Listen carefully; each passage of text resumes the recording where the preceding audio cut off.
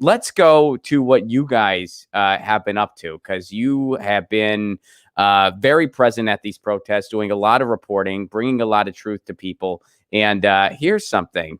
This was when, I believe the word for this is kenneled, correct? This is when you kennel the protesters in. Yes. So here's what happened. Let's watch this video together.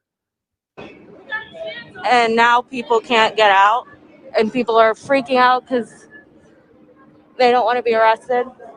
Now, I know that sometimes in the world you try to find lemonade out of lemons, and look at this image of Johnny Tsunami. This is amazing. This is, first of all, this should be on some promo materials for the Convo couch. And also, Johnny, if you're online dating, this has got to be your profile pic stacked. I mean, look at this. Who would swipe left on this? Is that even what they do? Is that the thing? Do they still? Yeah. Okay, so swipe left means like no one would. Look at that. That's awesome. That's a cool image. Swipe right is good. Swipe right is good, right? Yeah. Okay. A lot of swipe rights. All right. Yeah. That's going to get a ton of swipe rights. But all right. Anyway, so let's see what happened. And they're not letting us go, even though we're members of the press. So, just so you guys know, please share this. Make sure to show everybody. CBS can go, but... And there were cops behind you guys as well, correct? Yes. So in another video, there was we glanced at it for a moment. What they did was they told us to disperse at the very end, because they had put in a curfew that night, but it was like put in really late, and the curfew was 8 o'clock, and it was like it was getting later and later, but we were like, it wasn't that late. And we had just gotten there not too long, because the protest started at noon. We didn't get there till after 4. And so we were just filming what was going on. The protesters were extremely peaceful the whole time, because I know that we're hearing in the mainstream media that the narrative is the protesters are violent. Not so. The majority of the protesters were holding signs. They were kneeling, saying, don't shoot, hands up, don't shoot, repeating that infamous phrase. And then the cops came from the sides and started shooting rubber bullets. So every so often throughout this live stream that I was doing, I would run, because I would turn my back to them, because I didn't want to get shot in the face. And so then I would just continue filming.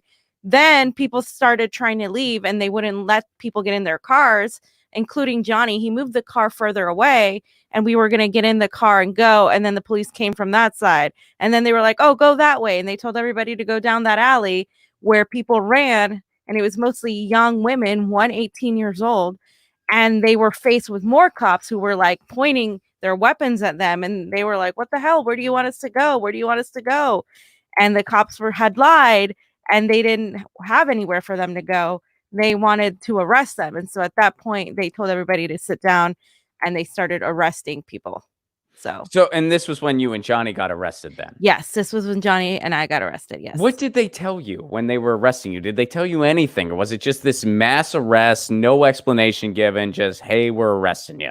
Yeah, they said, they didn't even tell us they were arresting us till the very end. They just sat there in the alleyway blocking it, and then they started, they told us to sit down, and then they started running, and they were talking to each other. We knew at that point we were going to get arrested, but they did not read any sort of Miranda rights, which really, I was told from one of my friends who does work in military law enforcement that it's just a scare tactic then, because they didn't read us our Miranda rights at all.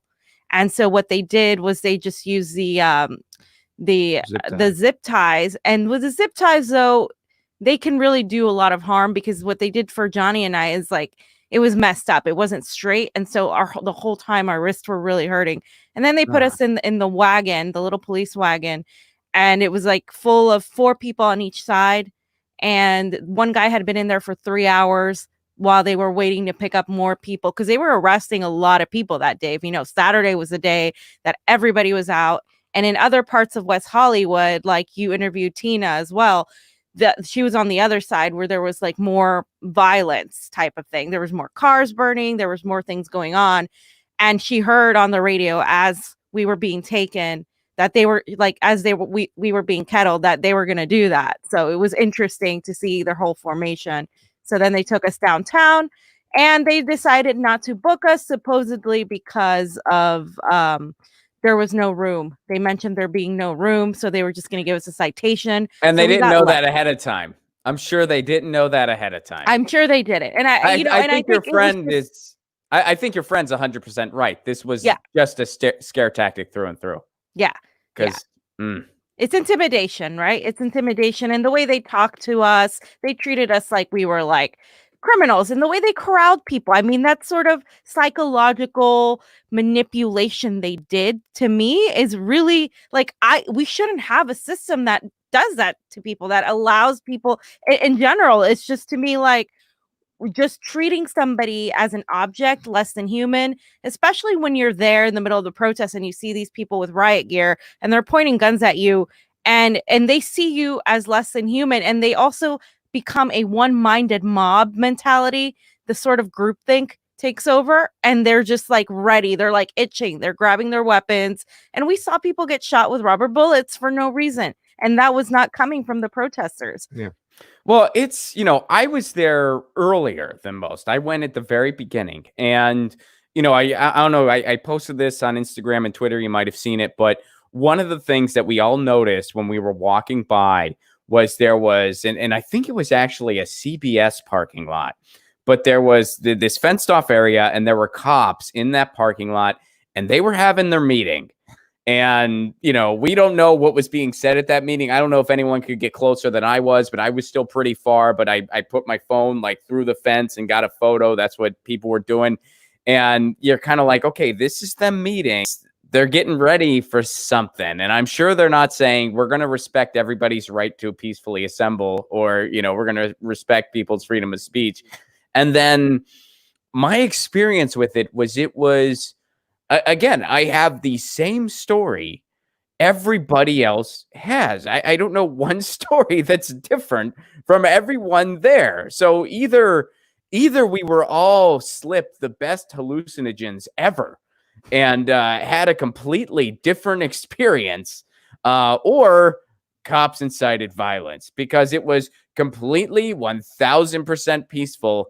Then the cops showed up, and all of a sudden you see smoke. That was how it was for me. All of a sudden I saw smoke, and that was when the first car was burning on Saturday. Yeah. I think everybody's twisting the narrative in the mainstream media too, as well. I mean, of this group, I guess I can be considered more of the libertarian-minded person, you know what I'm saying? And I went to these protests with an open mind, and what I experienced the other day was, I believe in the message of Black Lives Matter. I've never always believed in the organization because I thought they could be a little divisive at time. But let me tell you something. Their organizers were on point, and they were keeping everybody peaceful. It wasn't them. These protests, and they are protests, only got a little bit crazy when the police incited violence for no reason. And they're not just doing it to the protesters, they're doing it to the press as well. And what we experienced was it Friday, John? I think it was Wednesday. It was a Wednesday when we went to that first protest. Yeah. I mean, everything was, the LA Police Department, that particular day was on their best behavior. It seemed like they didn't want an incident, but here comes California Highway Patrol that tried to push their cars through a crowd of people from behind, and that's when things went crazy. Well, so, they really got this wrong in the mainstream media, and some independent media has this wrong as well. These protests, they're peaceful protests. And we're also seeing looters getting stopped by organizers and people within the peaceful protest, stopping the looters from even looting right now. So I'm glad we're doing the show, and we have to get the message out. It's the cops. It really is. They're out of line here. Get your news on with Ron. Don't you want to know what's going on? We're getting our news on today. Get your news on with Ron. Don't you want to know what's going on? We're getting our news on today. You can tweet me an article at Ron Placone. We'll go through it together and make it our own. Get your